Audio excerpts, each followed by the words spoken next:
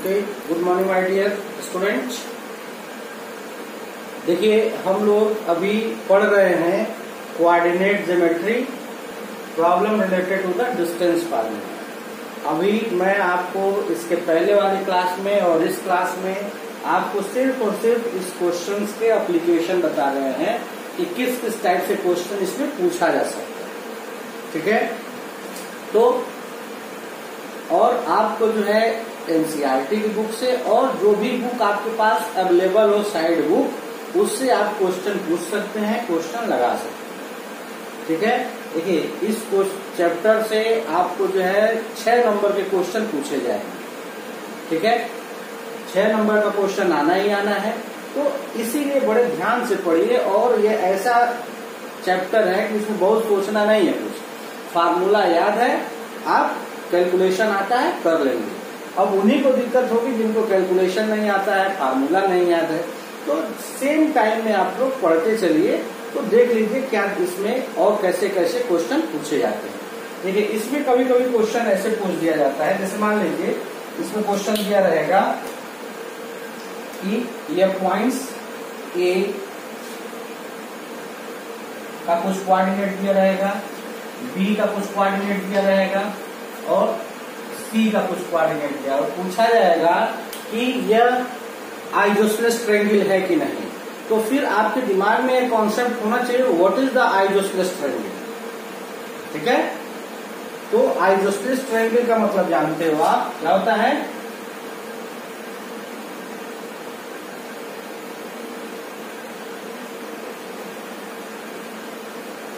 Isosceles triangle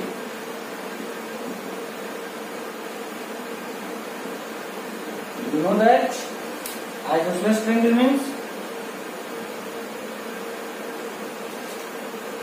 a triangle whose two sides are equal. Here A, B, C are the vertex of the triangle whose two sides are equal and other sides are not equal. Then by using distance formula, if here AB is equal to AC, here then it is the isosceles triangle, means any two sides AB is equal to AC or BC is equal to AC or AB is equal to BC, any one of the condition are satisfied, then it is the isosceles triangle. And how we can get? By using the distance formula. In the same way,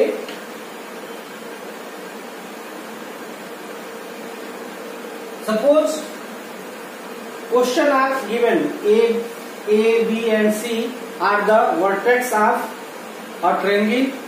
By using the distance formula, which type of triangle is? आप distance formula use करिए और बताइए कि यह किस तरह का triangle है। अभी तो इसमें एक क्वेश्चन दिया है, नाम देकर पूछ कर रहा है कि इसको दिखाई क्या आइसोसेलेस ट्रायंगल है। तो आइसोसेलेस ट्रायंगल होने के लिए इसमें से कोई एक कंडीशन जो है सेटिस्फाई करना चाहिए। ये कोई एक कंडीशन सेटिस्फाई करेगा तो आइसोसेलेस ट्रायंगल होगा। मान लीजिए क्वेश्चन रहे कि ये नाम नहीं देखिए, बस पूछे वर्टेक्स दिया रहे, it is the vertex of the triangle, then write the name of the triangle by using the distance formula. So which type of triangle is this? आप डिस्टेंस फार्मूला यूज करके बताइए कि कौन सा ट्रायंगल है। तब आप क्या करोगे? AB का लेंथ निकालोगे, BC का लेंथ निकालोगे और AC का लेंथ निकालोगे। If AB is not equal to BC, is not equal to AC, then you know that scalene triangle means no one side are equal.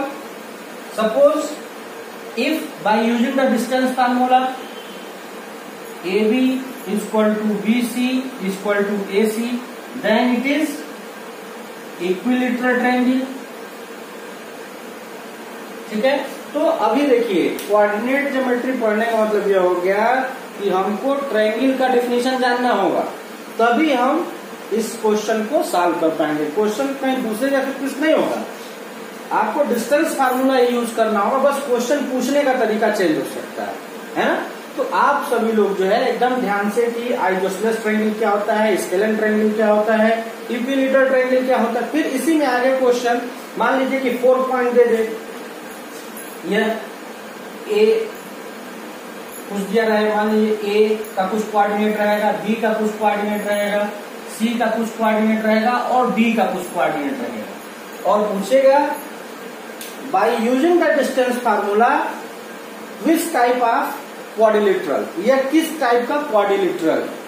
ठीक है, तो देखिए अब क्वाड्रिलेटरल में आपको एंगल जो है निकाल नहीं रहे हो तो दो ही तरह के क्वाड्रिलेटरल हो सकते हैं। एक तो मान लीजिए कि AB is not equal to BC is not equal to AC, sorry is not equal to CD is not equal to AD, ऐसा होता है। तो यह सिर्फ और सिर्फ क्वाड्रिलेटरल के वर्टेक्स होंगे, मतलब कोई क्वाड्रिलेटरल होगा, इसका कोई नेम नहीं होता है। ठीक है, अब मान लीजिए यदि ऐसा हो जाए AB equal to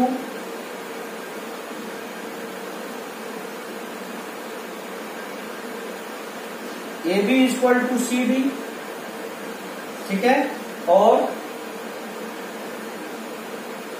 BC equal to AD, ठीक है, और क्या होगा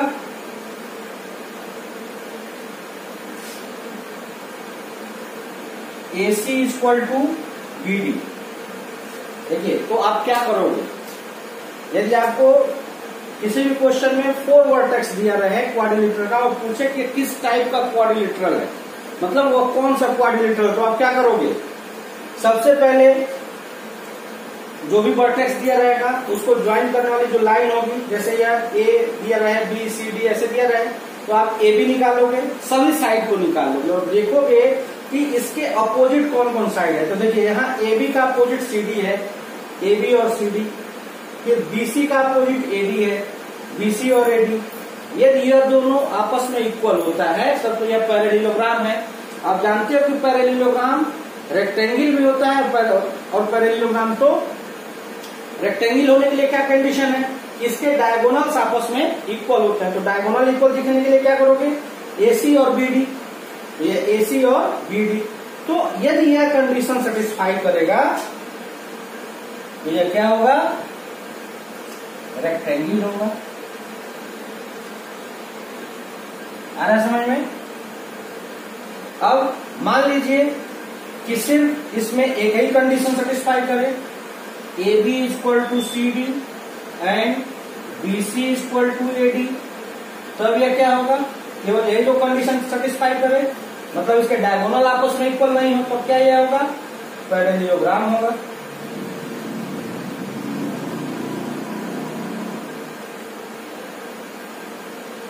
पैरेललोग्राम होगा।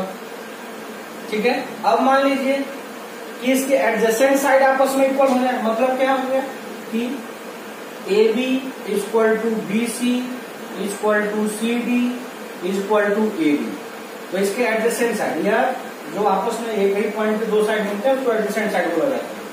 तो यह जो कंडीशन हो जाएगा तो क्या होगा, यह रोम्बस का कंडीशन है।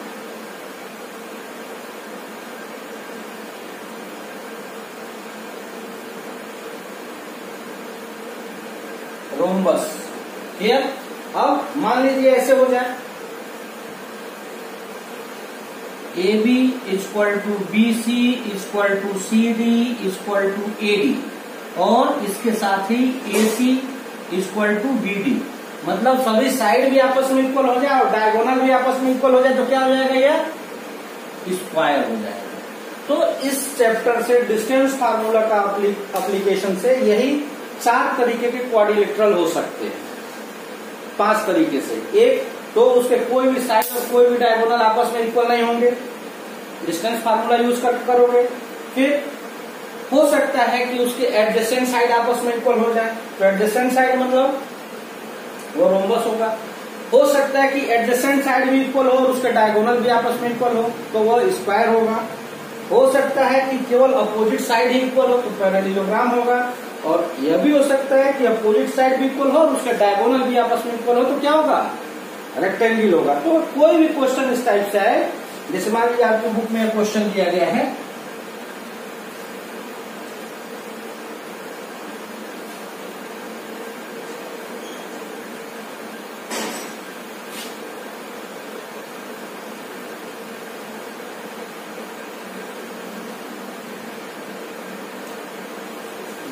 Name the type of quadrilateral formed if by the following points are and give reason to your answer. दिया है कि यह फॉलोइंग पॉइंट है -1, -2, फिर 1, 0, -1, 2 और -3, 0।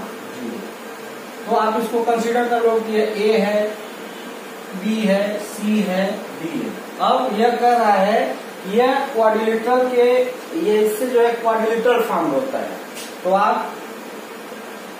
क्वाड्रिलेटरल फॉर्म कर लीजिए ऐसे कोई भी, यहाँ A लिख लीजिए, B लिख लीजिए, C लिख लीजिए, D लिख लीजिए। अब A का कोऑर्डिनेट -1, -2, B का 1, 0, C का -1, 2। अब आप इससे मत सोचिएगा कि किस क्वाड्रेंट में है, किस क्वाड्रेंट में नहीं है, इसलिए कि आपको यह नहीं पूछा जाए किस क्वाड्रेंट में है, बस आपको बताना है कि यह कौन सा क्वाड्रिलेटरल है। ठीक है, तो क्या करोगे, A से B के बीच का डिस्टेंस निकालोगे। ठीक है, तो A से बीच का डिस्टेंस, तो आप फार्मूला, डिस्टेंस फार्मूला क्या होता है, √x1 - x2 whole square plus y1 - y2 whole square. देखिए यदि आपको क्वेश्चन पता है तो डायरेक्ट आप यूज करें, कोई दिक्कत नहीं है। अब देखिए यह आपका x1, y1, x2, y2 लिखने की जरूरत नहीं है, इसलिए 4 पॉइंट दिया गया है तो आपको कंफ्यूजन होगा। तो अब डायरेक्ट आप यूज करोगे, x1 की जगह पे -1 और x2 की जगह पे 1 है, तो यह -1 होल स्क्वायर प्लस y1 की जगह पे -2 और y2 की जगह पे 0, माइनस और माइनस मिलके प्लस ऐड हो जाएगा, सेम साइन रहता है तो -2 होल स्क्वायर और 0 ऐड करिए, सब्ट्रैक्ट करिए तो उसमें कोई फर्क नहीं पड़ता है। यह हो गया -2 होल स्क्वायर, तो माइनस का स्क्वायर प्लस हो जाता है तो यह +4 हो जाएगा, यह भी +4 हो जाएगा। यह आपका 8 अंडर रूट, आप अंडर रूट 8 भी लिख सकते हो, या आप इसको लिखोगे 2 अंडर रूट 2 यूनिट। तो अब आपको ए भी पता चल गया, कितना 2 अंडर रूट 2 यूनिट। अब ऐसे ही BC निकाल लेंगे, सीक्वेंस से निकालते चलेंगे, इससे यह फायदा होगा कि हमको पता चल जाएगा कि कहीं एडजेसेंट साइड तो नहीं इक्वल है। तो अब BC आप निकालोगे तो कैसे, देखिए यह आपका अब x1 यह हो जाएगा x1 y1 और यह x2 y2, तो 1 और माइनस है y1 तो माइनस इंटू माइनस प्लस हो जाएगा, तो 1 का स्क्वायर। ठीक है, प्लस y1 की वैल्यू 0 है, y2 की वैल्यू -2, ये कितना हो जाएगा 1 + 1 2 का स्क्वायर और माइनस 0 में से -2 सब्ट्रैक्ट करेंगे तो -2 हो जाएगा। यह हो गया आपका 4 + 4 अंडर रूट 8 मतलब 2 अंडर रूट 2 यूनिट। अब देखिए यहां से आपको दिख रहा है कि AB और BC आपस में इक्वल है, तो अब एडजेसेंट साइड इक्वल हो गया। एडजेसेंट साइड इक्वल होने का यह मतलब है या तो यह रोम्बस होगा या तो स्क्वायर होगा। तो हम रोम्बस और स्क्वायर में से देखना है तो सीधे सीधे जो है अब आप इसके डायगोनल निकाल लेंगे, AC और BD को। ठीक है, तो अब AC निकालिए, इसलिए कि एडजेसेंट साइड इक्वल हो गया ना, तो आपके दिमाग में होगा कि रोम्बस है या। अब AC निकालेंगे तो कितना होगा, अब यह x1 y1 और यह x2 y2। देखिए तो -1 -1 और यह भी माइनस है, तो यह माइनस माइनस क्या हो जाएगा, प्लस हो जाएगा, तो +1 होल स्क्वायर प्लस -2 और यह भी -2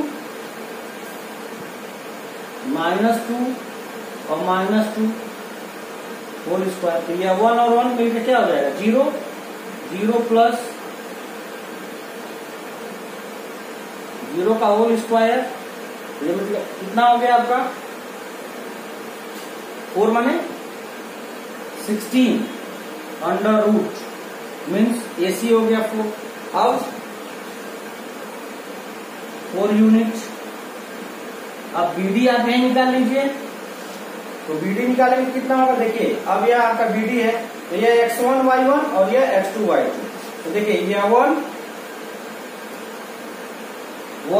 और माइनस इंटू माइनस प्लस हो जाएगा।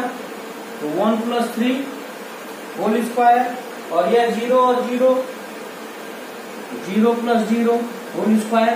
y1 और y2 की वैल्यू 0 0 है तो यह क्या हो जाएगा 4 whole square plus 0 whole square means 16 means हो गया 4 यूनिट। तो अब आप देख रहे हो कि इसके diagonal AC and BD are the diagonal and adjacent side are equal. तो आप लिखोगे क्या लिखोगे इस क्वेश्चन के लिए कि इट इज स्क्वायर। यह क्वाड्रिलेटरल क्या है स्क्वायर है। Why it is square because adjacent side and diagonals are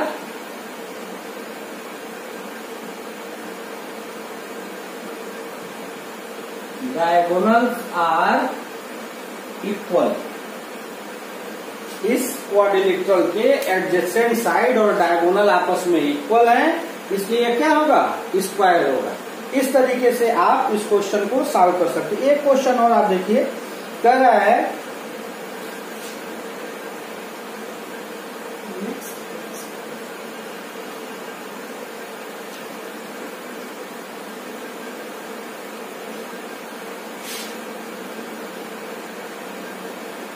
देखिए कह रहा है find the point. Question number 7 find the point on the x axis which equidistance from the 2, -5 and -2, -9 ये question है।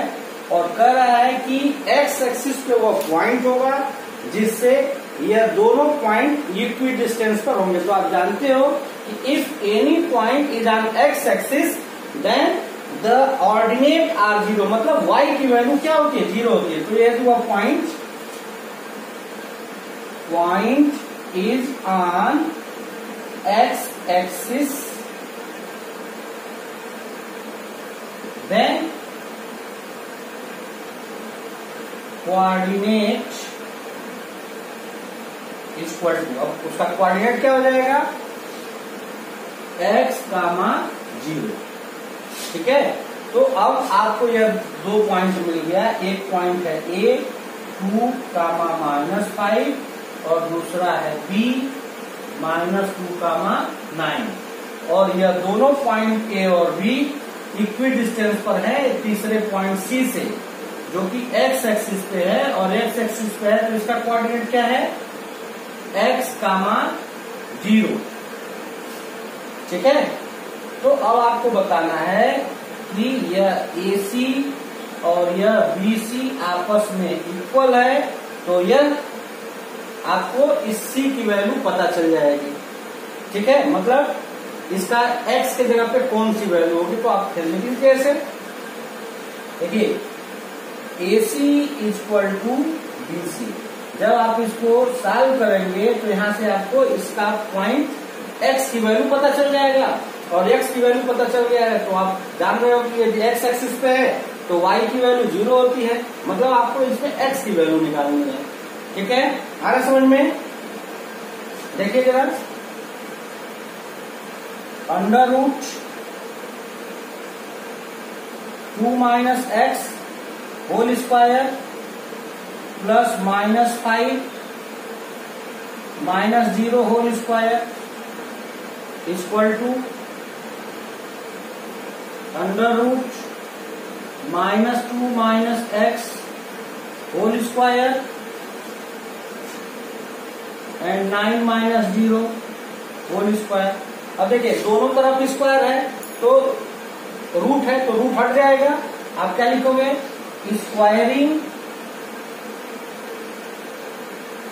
बोथ साइड, दोनों तरफ square करो तो रूट हट जाएगा तो क्या हो जाएगा 2 माइनस एक्स होल स्क्वायर, ठीक है। और यहाँ देखिए माइनस कॉमन ले लिया जाएगा तो माइनस जब कॉमन लेंगे स्क्वायर होगा तो प्लस हो जाएगा। और यहाँ देखिए -5 whole square equal to 2 plus x whole square और प्लस 9 होल स्क्वायर। अब आप इसको सॉल्व कर लीजिए, देखिए क्या होता है। अब a माइनस बी के होल स्क्वायर वाले फार्मूले से इसको ब्रेक करेंगे तो क्या हो जाएगा 4 फर्स्ट टर्म का स्क्वायर माइनस है तो -2 into first term into second term और प्लस सेकेंड टर्म का स्क्वायर एक्स स्क्वायर 5 का स्क्वायर मीन्स 25 और यहाँ बीच में प्लस है तो फर्स्ट टर्म का स्क्वायर 2 का square 4 plus 2 into first term into second term और प्लस सेकेंड टर्म का स्क्वायर प्लस 81 9 का स्क्वायर 81। तो देखिए जरा यह 4 minus 4x plus x square plus 25 और यहाँ क्या हो जाएगा 4 plus 4x square plus x square plus 81। अब देखिए इस 4 के भी पहले प्लस साइन है, इस 4 के भी पहले प्लस साइन है और दोनों इक्वल साइन के साइड बाई साइड है तो कैंसिल हो जाएगा। आ समझ में। अब यहाँ माइनस है यह प्लस है तो नहीं कैंसिल होगा।